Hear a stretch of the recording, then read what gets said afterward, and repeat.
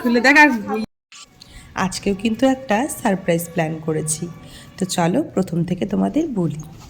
তো আজকে আমি ছোটো ভাগ্নির জন্য একটা সারপ্রাইজ কেক বানিয়েছিলাম। তো ওর বার্থডে হয়ে গেছে 17 তারিখে, তবে আজকে কিন্তু 21 তারিখ। কিন্তু আমি যবে থেকে কেক বানাই ওর জন্মদিনের সময় কিন্তু ওর জন্য ছোট করে হলেও একটা কেক বানাই, অল্প করে আমার সাধ্যমতো সেলিব্রেট করি। তো এই বছর যেহেতু আমাদের অসুচ পড়েছিল তাই আর সেলিব্রেট করা হয়নি।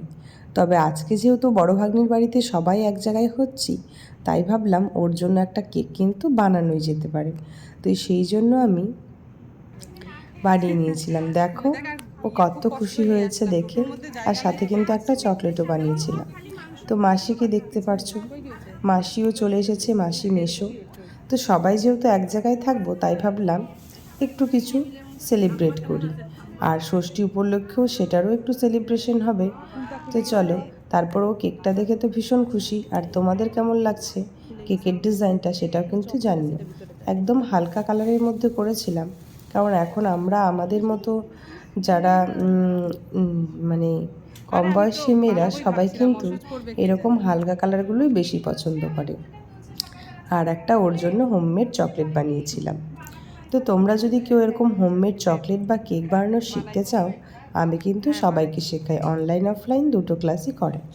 তো যাই হোক, এই দেখো দিদি এদিকে এসে সবার সাথে সবাই গল্প করতে লেগে গেছে, আর সঙ্গীতা কিন্তু খুবই খুশি হয়েছে। এই দিকে আসতে না আসতেই দিদি হাতের মধ্যে দিয়ে দিল সবাইকে জুস।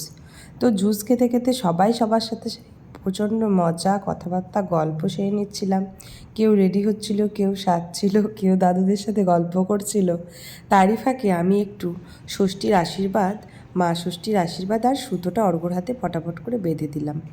কারণ ষষ্ঠী যেহেতু আমি এবছর করতে পারিনি, গায়ে উপোস ছিলাম, তাই দিদির থেকে পুজো দিয়ে তারপর শুরু হয়ে গেল ষষ্ঠীতে কে কী দিল সেই দেখা দেখির পালা।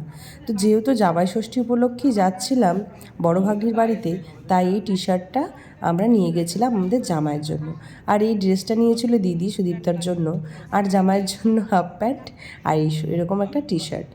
তারপর চলে এসেছিলো আমাদের নতুন বউ, মানে হচ্ছে মাসির ছেলে বউ। ওরাও কোনো দিনও আসেনি সুদীপ্তার এখানে, মানে বড় ভাগ্নির এখানে, তাই সেই উপলক্ষে দিদি ওদেরকেও নিমন্ত্রণ করেছিল।